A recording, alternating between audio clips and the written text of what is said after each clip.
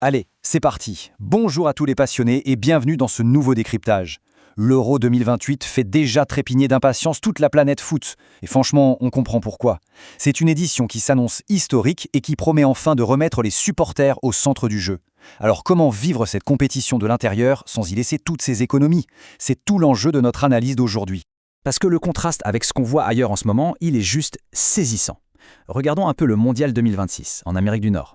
Là-bas, payer une simple place de parking, ça demande presque de faire un prêt à la banque. C'est parfois plus cher que le billet d'entrée lui-même, un truc de fou. Mais pour 2028, l'UEFA prend complètement le contre-pied. On parle d'un vrai retour à l'accessible, avec des billets grand public qui démarrent à moins de 35 €. Oui, 35 €. Partie 1, l'Euro 2028 en quelques chiffres. Plongeons direct dans le grand bain pour comprendre l'échelle massive de cet événement. 3 millions. 3 millions de billets mis en vente tout simplement. C'est un volume sans précédent, la plus grande capacité d'accueil jamais vue pour un championnat d'Europe jusqu'à présent. Le message est hyper clair, l'idée c'est d'ouvrir grand les portes des stades à un maximum de monde. Et attention, l'impact de ce tournoi va bien au-delà du rectangle vert. On estime les retombées socio-économiques à environ 3,6 milliards de livres sterling. C'est colossal. C'est un véritable moteur pour la création d'emplois locaux, donc au final, c'est du gagnant-gagnant. Une victoire écrasante pour les nations hôtes et une véritable aubaine pour les supporters en déplacement. Le tout étalé sur 31 jours de compétition pure et dure. Ça commence fort, avec le match d'ouverture à Cardiff le 9 juin, on enchaîne avec les phases de groupe et les matchs à élimination directe. Jusqu'à l'apothéose, la grande finale à Wembley le 9 juillet. Et petit détail qui a toute son importance, le coup d'envoi de cette finale est fixé à 17 h heure locale. Un horaire pensé de manière super stratégique pour faire durer la fête et maximiser l'expérience du jour de match. Bon, passons à la partie 2, les villes hôtes et ses stades de légende. Parce que là, on touche carrément au berceau du football. Quand on regarde la liste des stades retenus, ça illustre parfaitement la folie du truc. On a 9 enceintes d'exception réparties entre l'Angleterre, le Pays de Galles, l'Écosse et l'Irlande. On passe de l'ambiance un peu plus intime des 48 000 places de Villa Park au gigantisme absolu de Wembley avec ses 90 000 sièges. Et c'est sans oublier l'atmosphère qui s'annonce complètement volcanique du côté de Hampden Park ou de la Dublin Arena. D'ailleurs, si les nations hôtes se qualifient directement, la règle est simple. Elles joueront leur match de poule à la maison. Imaginez un peu la ferveur. Voir des équipes nationales poussées par tout un peuple à Manchester, Glasgow, Cardiff ou Dublin, ça va littéralement faire trembler les tribunes. L'atmosphère s'annonce électrique. Ce qui nous amène à un point essentiel dans notre troisième partie, le retour du football populaire, un vrai changement de cap institutionnel. Parce que oui, la vision européenne pour 2028 amorce un virage à 180 degrés. Plutôt que de s'enfermer dans ce modèle du tout business, ultra monétisé comme on le voit souvent de l'autre côté de l'Atlantique, la stratégie revient aux fondamentaux.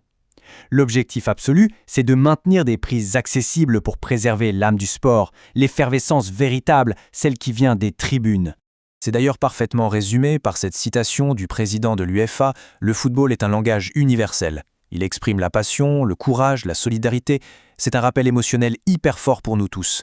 Sans la ferveur inconditionnelle des passionnés, ce tournoi, ce n'est rien du tout. Allez, on passe à l'action. Partie 4. Les stratégies de voyage abordables. Voici les vrais secrets d'initiés. Là, c'est comme sur le terrain, tout est une question de tactique. Règle numéro 1, on se fixe un budget de fer et on s'y tient. Règle numéro 2. On définit ses objectifs de voyage. C'est quoi le but? Enchaîner les matchs au stade ou plutôt s'imprégner de l'ambiance dans les fan zones? Et enfin, règle numéro 3, il faut comprendre et maîtriser la tarification dynamique. Avec un séjour de 48 heures bien ficelé, on peut très bien s'offrir l'expérience d'une vie, même avec un timing serré. Alors, c'est quoi l'astuce ultime? C'est simple, esquiver les énormes chocs de titans du week-end qui font exploser la demande. Visez plutôt les matchs de semaine entre des équipes de milieu de tableau. On y retrouve exactement la même passion, la même folie dans les gradins, l'hymne, les drapeaux, mais pour une fraction du prix. Le point crucial suivant, ça concerne bien sûr l'hébergement. C'est mathématique, la popularité de la destination dicte les prix des hôtels.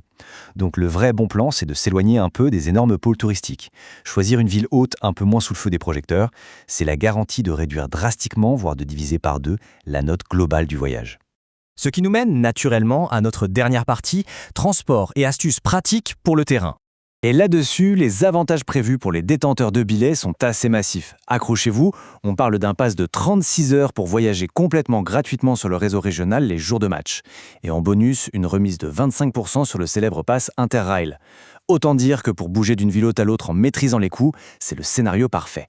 Mais attention au carton rouge direct pour le budget, les applications de VTC comme Uber ou Bolt. C'est le piège ultra classique.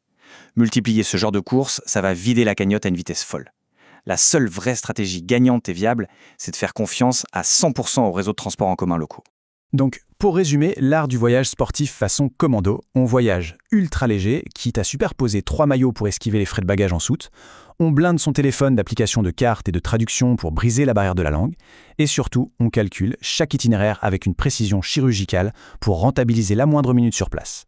Bref, tout est réuni pour faire de cet Euro 2028 la plus grande célébration du football populaire moderne. Le compte à rebours est bel et bien lancé. Alors face à tous ces damples chargés d'histoire, la seule question qui reste pour la communauté des amoureux du ballon rond, c'est celle-ci. Quel stade mythique sera le premier conquis par cette nouvelle vague de passionnés ?